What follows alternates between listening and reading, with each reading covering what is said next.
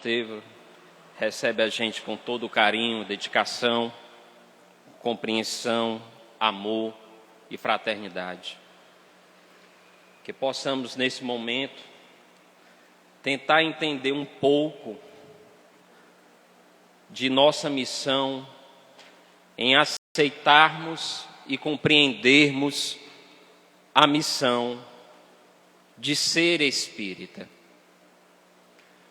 Se acometido por uma situação, o qual escolhemos assumir compromissos, que não é fácil, mas que também não é difícil, porque tudo que é feito com amor e dedicação, tudo que é feito com disciplina, assim como Emmanuel falou para Chico, na labuta de nós todos,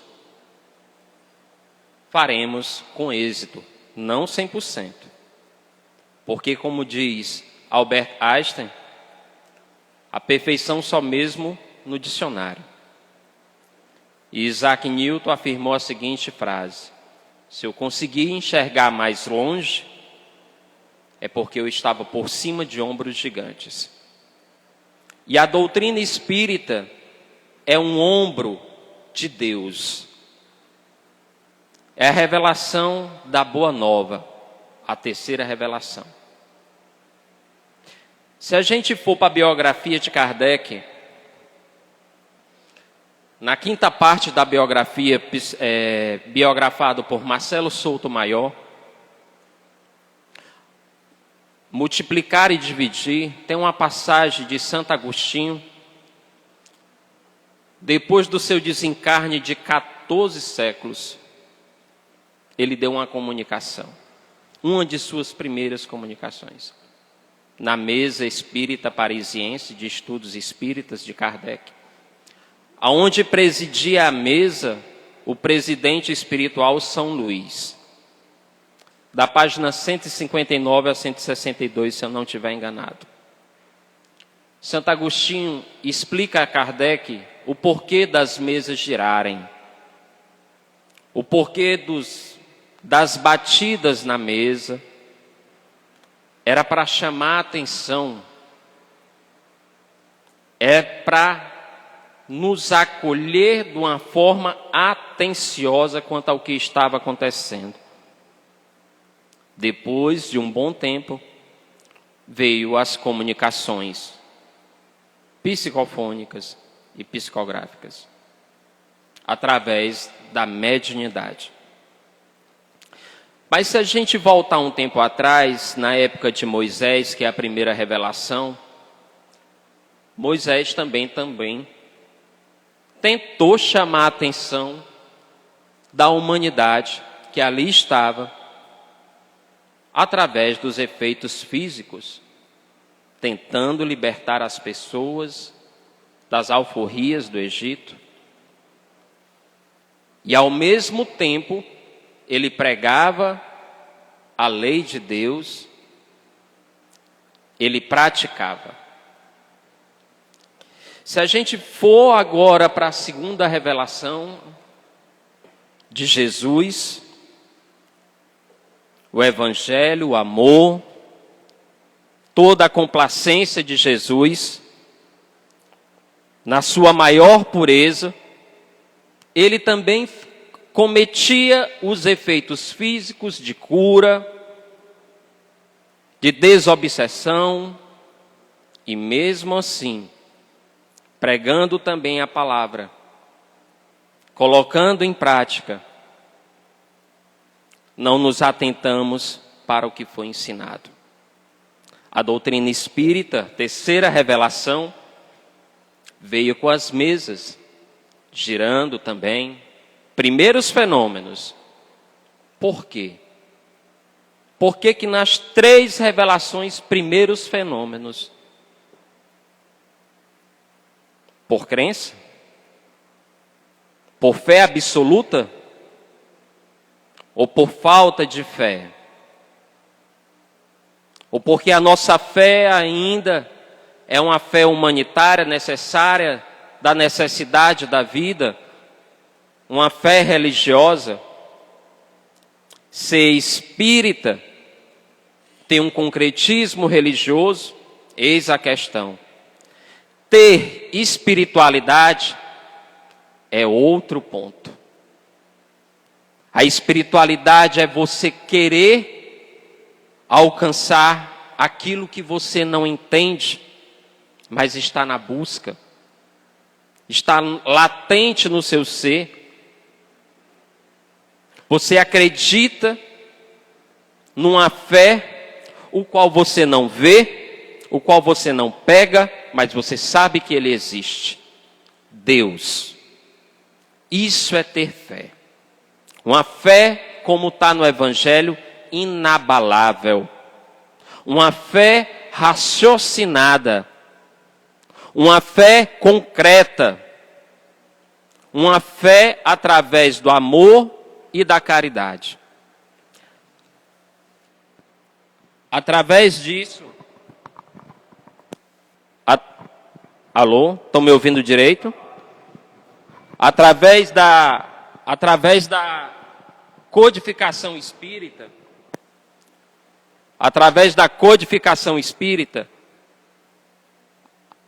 Kardec trouxe toda a boa nova. Toda a boa nova prescrita nos seus preceitos. Se a gente for para o Livro dos Espíritos, na terceira parte das leis morais, no capítulo 12, perfeição moral, da página 393 e 394, a questão 918, do item 4, características do homem de bem. Está lá o que é preciso para reconhecer a verdadeira característica do homem de bem. Como reconhecer? Quando totalmente a sua conduta perante a sua existência está condescendente com as leis de Deus, em total obediência. Em total obediência. Ser condescendente com as leis do Criador. Se a gente for mais adiante, na questão 918 do quinto item, conhecimento de si mesmo, 919 e 919, a linha A, da página 394 e 396. Perguntaram a Santo Agostinho como o homem poderia sair da ramificação dos caminhos errados, sair da ramificação dos declives do mundo existente dentro dele. E ele falou a seguinte frase, uma frase que é um aforismo grego, um pensamento grego, que está no pórtico da entrada do templo dos Delfos, no templo propriamente dito do deus Apolo, da mitologia grega. Conhece-te a ti mesmo. E na 919, linha A, ainda perguntaram, entendemos conhecer a ti mesmo, mas como entender isso mais profundamente? Faça como eu fiz, e como eu fizera, como muito havia feito, à noite, no meu reencontro com o meu descanso, colocava em meus pensamentos o que havia feito de certo naquele dia, se havia melhorado em alguma coisa, se tinha piorado em alguma coisa,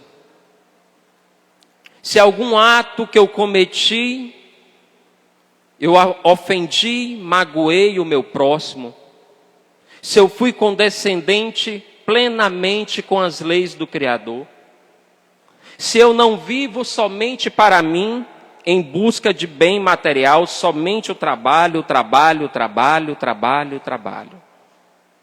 se eu não vivo somente para o meu egoísmo dentro do meu ambiente familiar, aonde tudo tem que ser do meu jeito. Se eu não vivo, é interessante, voltando um pouco, que se a gente parar para pensar, a gente tenta enquadrar até a religião que a gente acredita, que a gente quer seguir, ao nosso jeito, ao nosso modo de vida. Se pararmos para analisar, buscamos tentar enquadrar a religião dentro do nosso modo de vida. Quando encontramos uma barreira, quando alguém nos diz o não, magoou profundamente.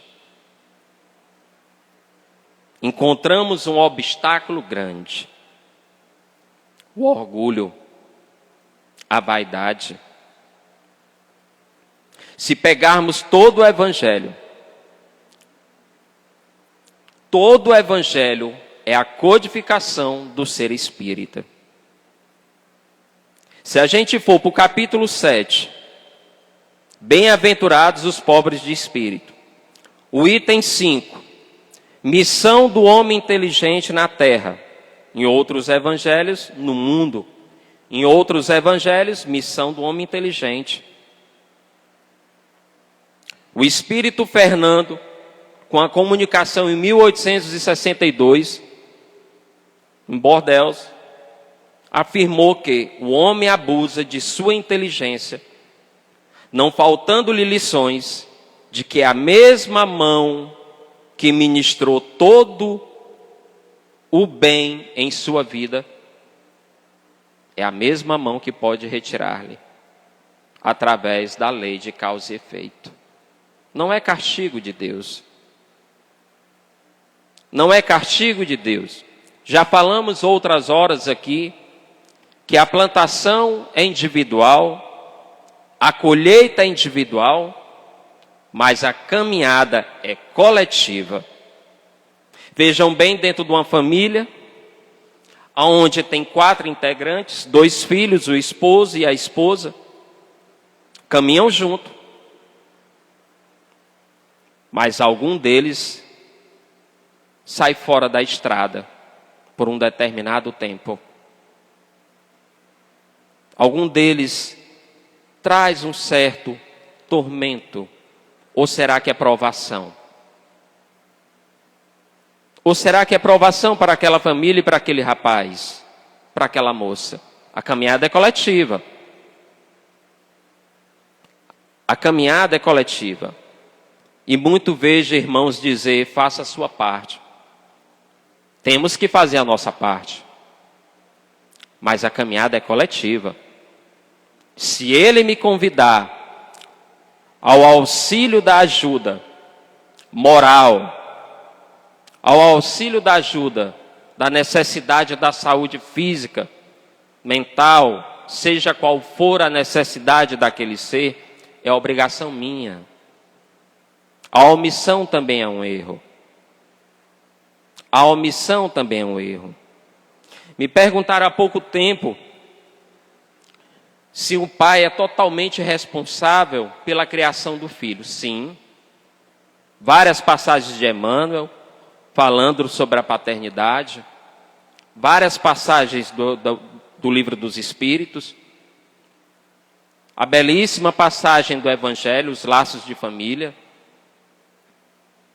Mas, quando o pai e a mãe se dedicam para o filho, com todo o arcabouço de ensinamento, com todo o arcabouço de vivência espiritual, amor, caminhada junto, participação da criação dele, e mesmo o filho ainda entrando num caminho errado, ele luta por aquele filho, para tirar aquele filho do caminho errado, mas o filho ainda insiste pelo caminho errado, não é culpa do pai e da mãe. O pai e a mãe lutou por tudo. Seria se ele lavasse as mãos. Se ele lavasse as mãos. Como Emmanuel falou para Chico, que não sabia que Jesus era o Filho de Deus. E infelizmente lavou as mãos e entregou Jesus à escolha do povo. Ser espírita, meus irmãos, é você entender a necessidade do capítulo 17, sede perfeitos. O item 2, se eu não estiver enganado, o homem de bem. É você entender a necessidade do capítulo 18. Muitos são chamados, poucos os escolhidos. Poucos os escolhidos, onde tem um item que é pelas obras que se reconhece o verdadeiro cristão. É você entender no capítulo 20, os trabalhadores da última hora, missão dos espíritas, aonde Erastos, uma passagem de Erastos, no final do tema, afirma que reconhecemos os verdadeiros cristãos quando eles estão na plenitude de professar o Evangelho de Cristo, na prática concernente, disciplinarmente com o Evangelho de Cristo, quando ele luta por aquele irmão em aflição, quando ele luta por aquele descendente de sua família, quando ele progride dentro do arcabouço do Evangelho de Cristo, na reforma íntima, no encontro consigo mesmo. Cada um de nós, quando abre o Evangelho, é um sopro novo dentro de nós, procurando a saída para determinado problema. Se a gente for ainda para o capítulo 21 do Evangelho, haverá falsos cristos e falsos profetas.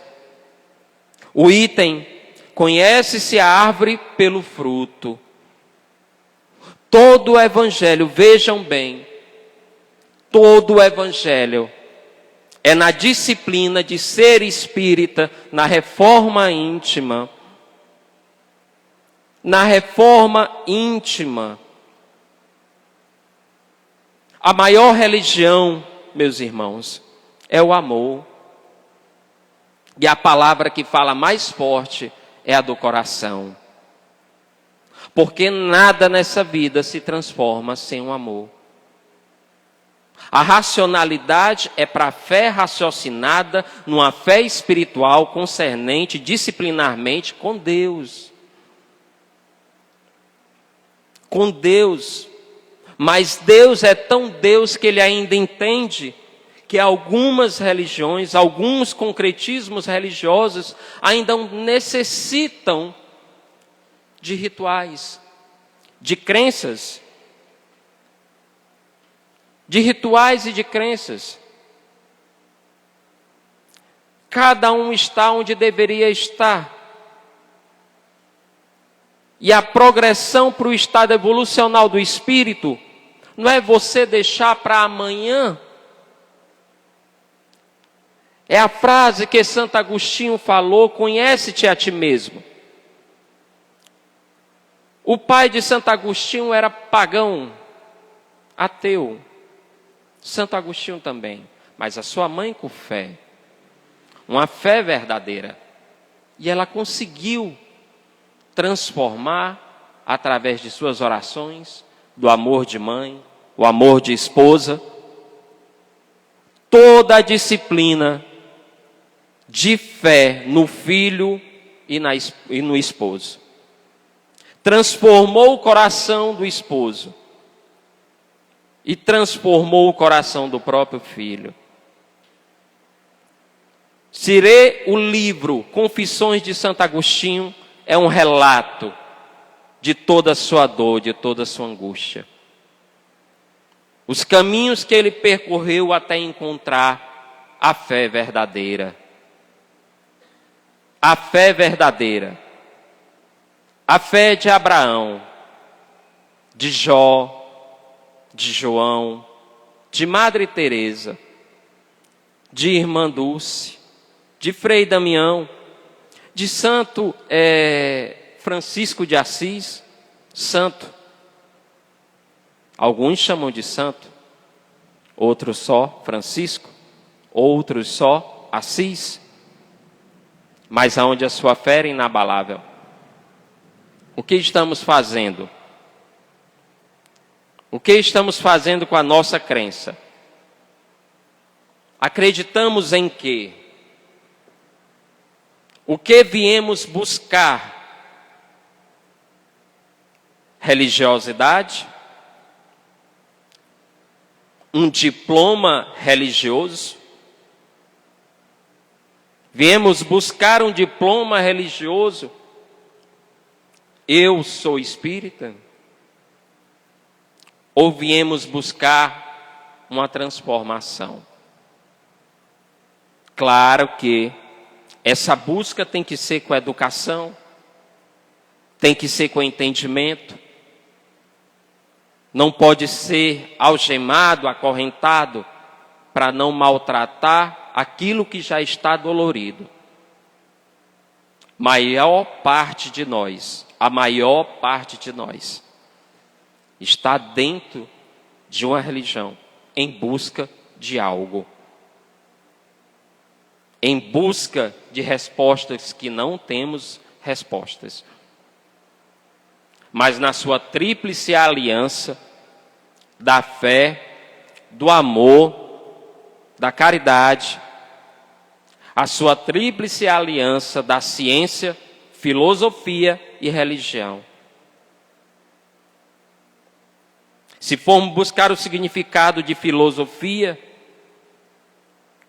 da ciência filosófica, o amor e fraternidade. Os conceitos humanos da vida. Da vida. Era assim que Sócrates usava o seu método, a maêutica. Através de perguntas ingênuas, ele fazia os outros entenderem quem eles eram. Através do diálogo, da conversa, o seu método maêutico, onde muitos filósofos hoje usam, psicanalistas, psicólogos, psicoterapeutas, e onde nós usamos quando deitamos a cabeça no travesseiro e fazemos a seguinte pergunta: o que está acontecendo com a minha vida? Estou indo para o centro religioso de denominação X. Lá eu cometo todas as orações, me confraternizo com meus irmãos, pratico o bem, participo de ação social, escuto música, leio, e nada muda em minha vida. Não é a religião que vai mudar a nossa vida. Não é a doutrina espírita que vai mudar a minha vida, a sua vida. É eu que vou mudar a minha vida. É eu que preciso dar um significado à minha vida. É eu que preciso buscar qual o sentido, o porquê que eu estou passando por isso, tirar a lição de o que e o porquê e o para que está acontecendo isso comigo. Nenhuma folha cai sequer de uma árvore sem a permissão do Criador.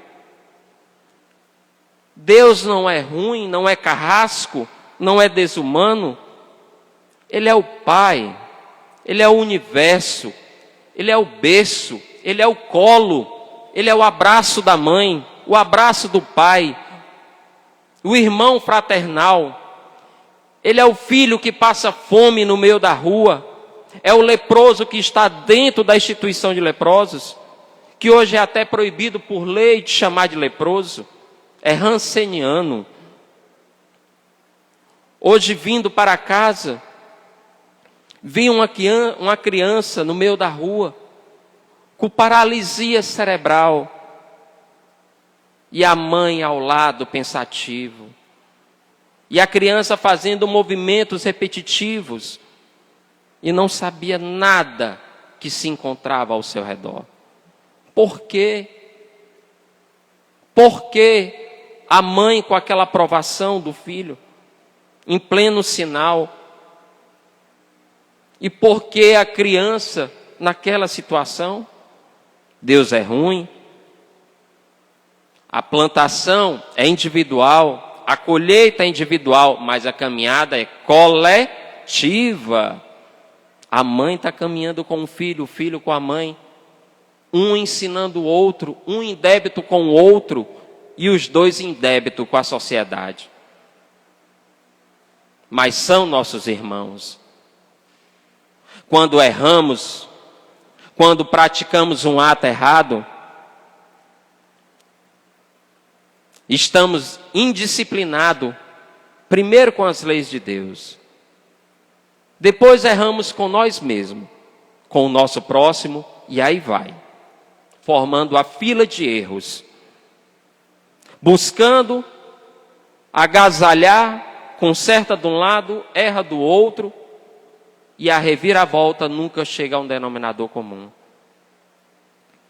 Nunca chega a denominação comum.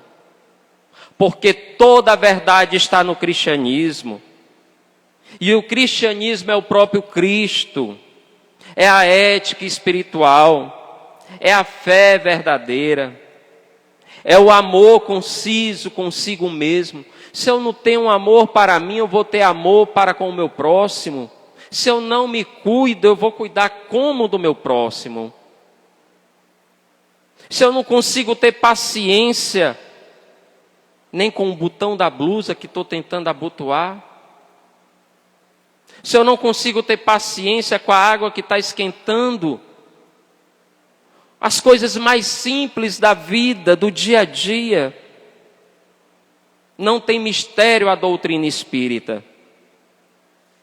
Não tem um livro sequer da doutrina espírita que não mostre o que fazemos no dia a dia e como fazemos. Isso vale para mim primeiramente. Nós temos que ser exemplos para nós mesmos. E depois para nossos irmãos, porque a caminhada é coletiva, como falei. Não estamos dentro do centro espírita só. Não estamos. Precisamos unificar as casas espíritas, precisamos unificar a fraternidade interna dentro dos centros espíritas, entender o cumprimento do ser espírita. Precisamos parar de pensar, analisar, julgar, condenar o meu irmão. De querer ministrar a vida como queremos. Precisamos parar de deixar de querer manipular tudo que está ao nosso redor. É muito fácil, quando erramos com alguém, pedir perdão. Você vai ter paciência de esperar aquela pessoa digerir aquela falta de erro que você teve? Até isso queremos resolver logo. Causa impaciência, ansiedade, tira o sono. Tem que ter paciência para aquele irmão digerir. Aquele ato errado que cometeu, isso é caridade. Escutar aquele irmão que você não gosta, que você não tem paciência com ele, será que não é uma caridade? Escutar aquele irmão que está precisando somente falar, ou porque fala já demais, ou porque ele quer ser o centro das atenções. Mas não, queremos, muitas das vezes, mesmo lendo, mesmo estudando profundamente a doutrina, de nada me vale saber número de página, saber o capítulo, o item, saber o que está escrito. De nada me vale saber a vida de Santo Agostinho, de nada me vale saber quem foi Kardec, de nada me vale ser médio, ter um efeito mediúnico que não é minha, o dom não é meu, é de Deus, Ele me emprestou uma forma de resgate.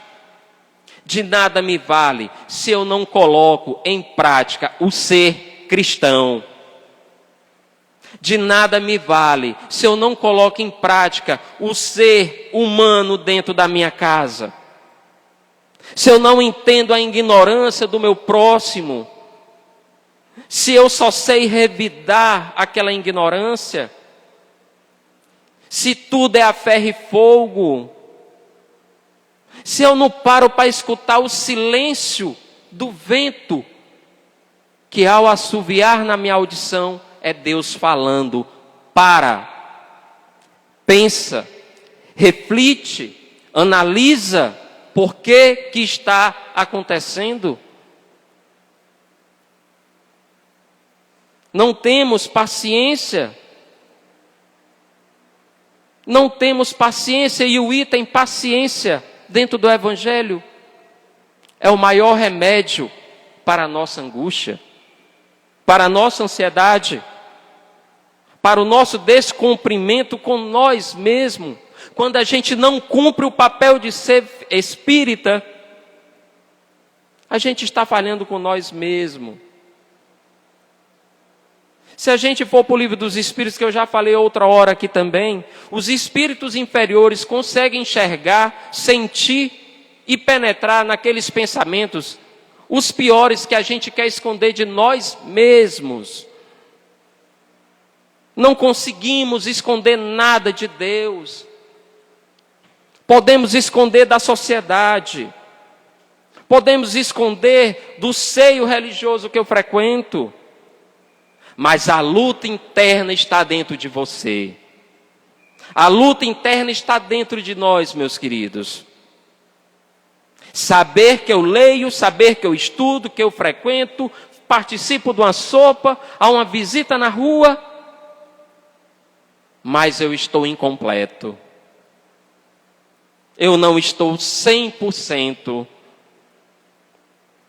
Eu não estou 100% dentro daquele navio, dentro daquele nau, no alto mar, porque o meu barco está sem vela, sem leme, sem direção, sem bússola, achando eu que estou me melhorando, e não estou. Eu estou cada vez mais me afogando nos meus próprios pensamentos, em achar, porque eu estou dentro de um concretismo religioso, porque eu leio, porque eu participo de uma ação social, eu estou 100%. Reconhece-se a árvore pelo fruto, é preciso a reforma íntima. Reconhece-se o cristão pelas suas obras, é preciso a reforma íntima. Cuidar de você é uma caridade com você? Quando fazemos o cumprimento do dia, conseguimos dormir em paz? É um sono tranquilo, que aonde não precisa de muitas horas de sono para ter aquele repouso? Interessante que quando eu passo aquele dia fazendo tudo certo, dentro dos trâmites da lei de Deus, da lei da sociedade, da lei da família, da lei comigo mesmo, eu consigo ter um sono tranquilo. Mas quando eu erro uma vírgula, fica a preocupação. É como se fosse no trabalho. Você faz as coisas avexado para ir logo embora. E vai para casa pensando, será que eu esqueci o documento? Será que eu deixei a porta fechada? Será que o ar-condicionado foi desligado? Não vai dar um curto-circuito? Do mesmo jeito é quando a gente desvia um preceito daquele que a gente diz que quer, que assumiu a responsabilidade de ser espírita. Ser espírita é muito mais além, é acreditar além, é uma fé além, é uma busca sem fim. Ser espírita é olhar para o céu e ver que não tem fim a busca. Porque aquele que mais estuda, aquele que mais busca, aquele que mais tem dúvida, é o que sabe o tamanho da sua ignorância. Sócrates. É o que sabe o tamanho da sua ignorância. Mas aquele que desiste de si mesmo, é o que é verdadeiramente imoral. A pedagoga Clarice Lispector. A maioria de nós está dentro de um centro religioso, mas está desistindo de si. Será que estamos frequentando pelo quê? Eu não estou aqui para condenar ninguém. Ninguém, meus irmãos. Porque eu estou aí com vocês. Estou aqui para tentar entender o que é ser espírita. Como diz Emmanuel, a direção das atividades espíritas na Terra está nas mãos do Divino Mestre. Se as direções das atividades espíritas que nos foi colocada, como diz no capítulo 5, a quinta parte da biografia de Kardec, 18 de março de 1860, o Novo Livro Espírita, 501 diálogos transformados em 1018 questões e respostas. O Novo Livro Espírita, aonde o Espírito da Verdade foi evocado por Kardec, para saber o porquê os padres de alto conhecimento do clero do catolicismo se debruçava sobre o Livro dos Espíritos procurando erros. No dia 10 de junho, o Espírito da Verdade deu a comunicação a Kardec, que ele não se alegrasse, que não era para benefício, e sim atrás de encontrar erro, para perseguir Kardec, para perseguir a doutrina espírita. A comunicação do Espírito da Verdade. E nós estamos nos perseguindo. E nós estamos nos maltratando. A doutrina espírita, revelada pelos espíritos corretos e codificada por Allan Kardec, abre ao pensamento humano uma visão mais ampla acerca de Deus, demonstra a autenticidade dos fenômenos mediúnicos e da imortalidade do espírito. É a mensagem consoladora demonstrando a razão dos nossos tormentos. Emmanuel, mostrando a razão dos nossos tormentos. Se formos ler toda a codificação espírita, ela está toda dentro do Evangelho. E um preceito bíblico que se repete 2 vezes dentro do Evangelho. O maior mandamento. Por que o maior mandamento? Amar a Deus acima de tudo. E o segundo, que é maior tanto quanto o primeiro, ao teu próximo como a ti mesmo. Estamos preparados a perdoar 100%, meus irmãos, e conviver? Eu tenho uma amiga que ela frequenta o presídio, que eu não vou dizer o nome, ela é espírita. Ela frequenta o presídio em visita ao homem que matou o seu pai, levando alimentos, levando roupas, levando a palavra, ensinando, e a família toda contra ela. Mas ela vai. Ela vai 1 a 2 vezes por mês. E hoje o rapaz entendeu a lei do amor. Um assalto acometido, ele matou o pai dela. Ela trabalha numa casa espírita em Fortaleza. Ela está conseguindo galgar a caminhada dela. Quem de nós está preparado para isso? Labuta é a transformação do ser, entender, buscar, procriar dentro de si o amor verdadeiro. É a maior religião que eu falei há pouco tempo, aonde Elizabeth, em uma de suas músicas, relata que a maior religião é o amor. Que a palavra falada é a do coração. Que nenhum filho que se encontra na rua não deixa de ser um filho de Deus. Que nenhum filho que se encontra no presídio deixa de ser um filho de Deus. O nosso mundo está em guerra interna, em guerra humana, opiniões diferentes, opiniões de diversidades de religiões, políticas, financeiro. Enquanto não houver uma regeneração completa da transformação do Evangelho em nossos atos, em nossa luta, em nosso dia a dia, não tem como há um mundo novo. Não tem como haver um mundo novo. Porque o mundo há dentro de mim. Galileu já afirmou. O que faz o homem que não faz do mundo um mundo melhor? O que faz o homem que não faz do mundo um mundo melhor? Não tem como haver um mundo novo se meus pensamentos são atormentados, se são conturbados, porque eu não consigo entender quem eu sou, eu não aceito a vida como ela é. Agora, ser resignado é lutar, é aceitar as adversidades da vida, provacionais ou expiatórias, ou às vezes tem pessoas que vêm com os dois, com luta. Quer um exemplo? Jerônimo, o gigante deitado. Jerônimo viajava dentro de uma Kombi com a sua cama para pregar o Evangelho. Cego e sem mexer nenhum dedo. Sorrindo, alegre e feliz. O livro dele é lindo. Jerônimo, o gigante deitado. A transformação íntima.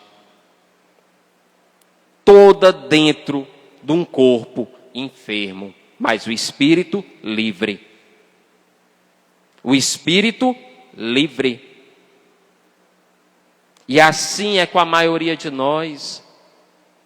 A maioria de nós deixa a dor bater a porta. A maioria de nós procura a transformação através da dor.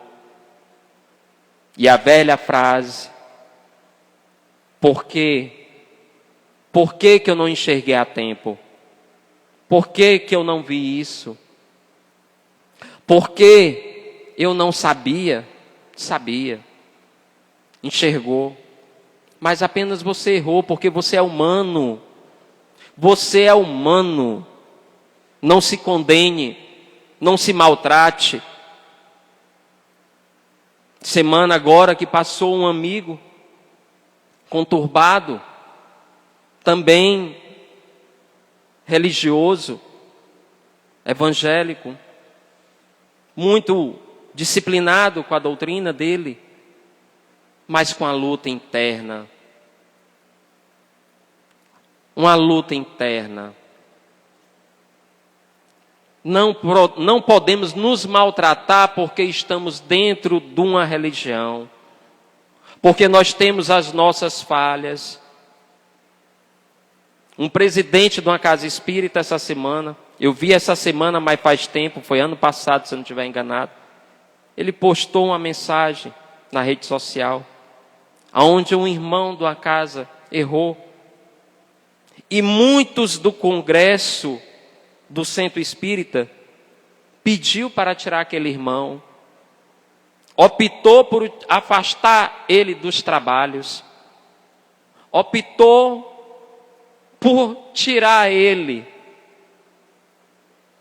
E ele disse, ele errou.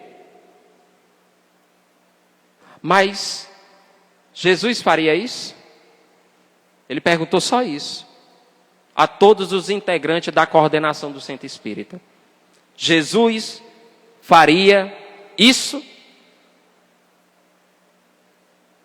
Retiraria o seu irmão que errou dentro do centro religioso? Expulsaria ele? Proibia ele de exercer a função? Meus irmãos, não tem maior consciência pesada de que vocês carregarem o Evangelho, ler, não tem a pior consciência pesada. ler o Evangelho, atender o seu próximo e saber que você não está colocando em prática 100%. É muito mais cobrança de que um presidente de uma casa espírita ou de uma igreja religiosa cobrar. A sua autoconsciência lhe cobrando, pesando em você o fardo da falta de comprometimento, aonde tira a noite de sono. E esse presidente da casa espírita não expulsou esse irmão, ele permaneceu com o irmão no trabalho e disse para ele: é no trabalho que você vai aprender a se regenerar. É no trabalho que você vai entender o seu ofício. É no trabalho que você vai entender a sua necessidade para consigo e para o seu próximo. É no trabalho que você vai entender a responsabilidade do que você lê, do que você acredita. É no trabalho que você vai se transformar. Se transformar. Já falamos outra hora aqui também, que Jesus veio à Terra, formou a sua escola pedagógica, espiritual com os seus 12 apóstolos e entendeu que nem todos estão prontos para segui-lo ferreamente como João. Como João. Jesus no barco de Pedro, ele não estava nem no lado, nem na frente. Ele estava atrás do barco. E disse: tenham fé. Tenham fé. Pedro, ide e edificai a igreja do Senhor. Aqui. Aqui. Aqui.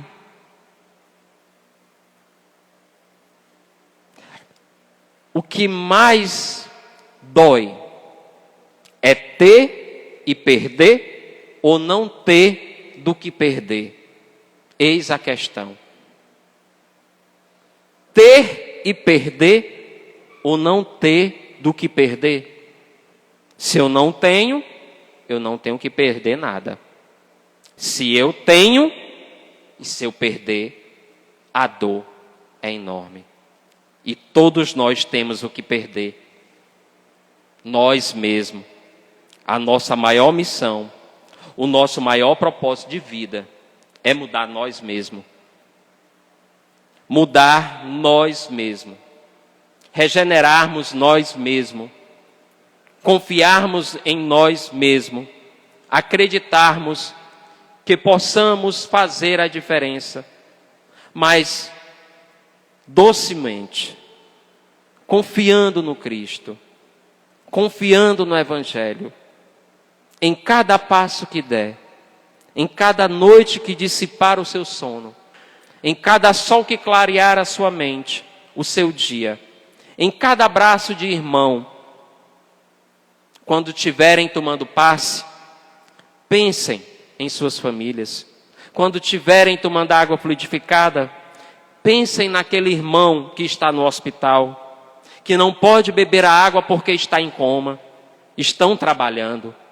Quando estiverem orando, pensem no seu orgulho, pensem na sua vaidade, pensem no erro que cometeu. Tenham amor por esse erro, trabalhem ele de uma forma suave, transforme esse erro numa rosa. Transforme esse erro numa rosa, não se maltrate. Assuma o papel de ser espírita. Como disse o padre Fábio de Mello, eu resolvi ser católico sendo quem eu sou, dói menos. Eu resolvi ser espírita sendo quem eu sou, meus irmãos. Sendo quem eu sou, com educação, disciplina, com amor, caridade, fé, perseverança, acreditar. O passado não nos interessa. Questão 392 do Livro dos Espíritos, não temos o direito de saber. O presente é o agora. O futuro a Deus pertence. Interessante que ontem um amigo meu disse: Francisco, o filho amanhã será o que nosso? É o seu espelho. É o seu espelho de tudo que você faz dentro da sua casa, de tudo que você acomete na sua vida, dentro de casa, na sociedade. Ele vai refletir tudo nele, cada felicidade, cada amor, cada abraço, como também cada frustração, cada tormento, cada luta incessante dentro dele, acometido de uma forma errada, uma forma ininterrupta. E na revista Reformador, 3/10 do mês de 1997, Emmanuel fala a seguinte frase: a doutrina dos espíritos, que tem como base os ensinamentos de Jesus, declarou e facilitou o seu entendimento, ficando a cada um de nós o esforço de praticá-la e estudá-la.